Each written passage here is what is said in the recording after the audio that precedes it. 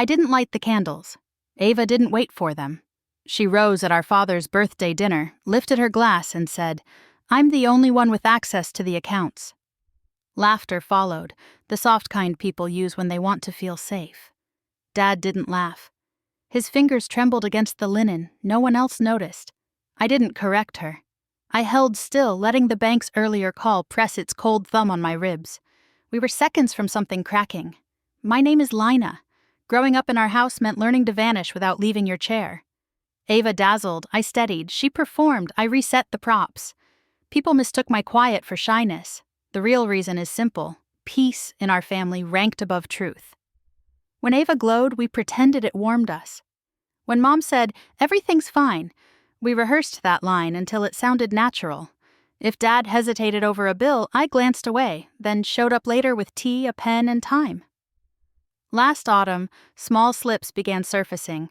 Nothing dramatic, only pauses a beat too long, questions repeated, numbers that refused to settle. When I murmured concern, Mom waved it off. Ava called it fatigue, the kind you fix with a weekend and a new planner. Then the bank phoned me at work. Polite voice, unusual withdrawals, an application for an extra card tied to Dad's account, submitted by a family member. She didn't say who. She didn't have to. I asked her to hold action until I spoke to him. I planned a gentle talk.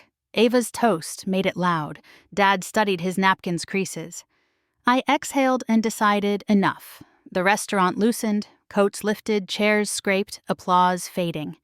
Outside, Denver air bit my cheeks. Mom told me not to make trouble.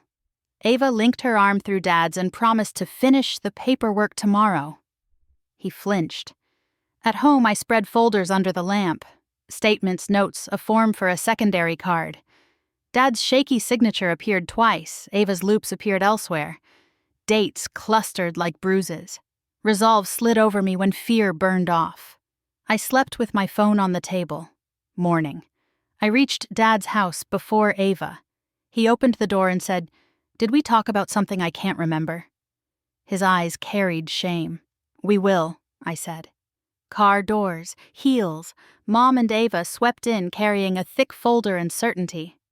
"Perfect timing," Ava sang. "Let's finalize the banking changes." "We're not signing anything," I said. "It doesn't concern you," she answered. "It concerns Dad and the bank." I laid the flagged withdrawals down. They called me. "I'm Dad's safety contact." Ava laughed, brittle. "Are you accusing me?" "I'm asking you to explain." Dad's face folded. "Since when do you have my access?" Ava stalled. "You told me to help. You signed—" He shook his head, slow and terrified. "I don't remember that." Mom reached for the old script. "He's tired, let it go," but the words sounded wrong in the new light. I held up the application. "This signature is yours, not his." Ava lunged. I drew it back. Silence gathered like weather. Dad stood, hands braced on the table. "Give me your keys," he said, "and the documents. Lena, call the bank, remove her access, ask for an investigation." Ava whitened. Mom swayed. I reached for the phone. The bank moved fast once Dad spoke to the investigator. By afternoon, Ava's access was gone. Withdrawals were frozen pending review.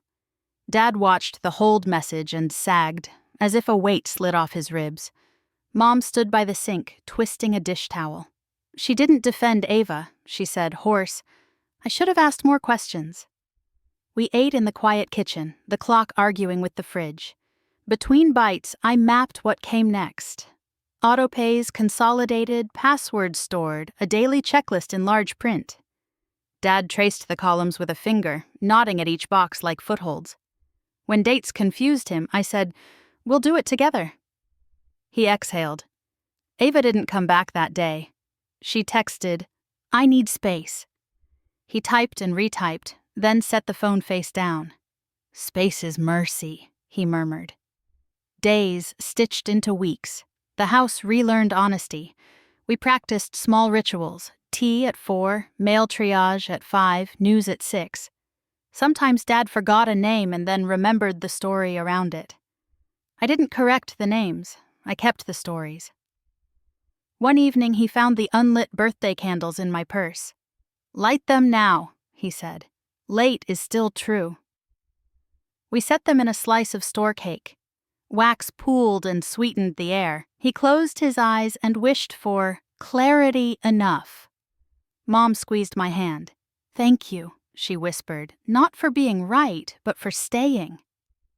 A week later, Ava called. Her voice was raw. She didn't apologize. She admitted fear, envy, and how attention can feel like oxygen. Dad listened and said, "Trust is a practice." He offered boundaries and a path back. We began there, not fixed, but honest. And that finally felt like light.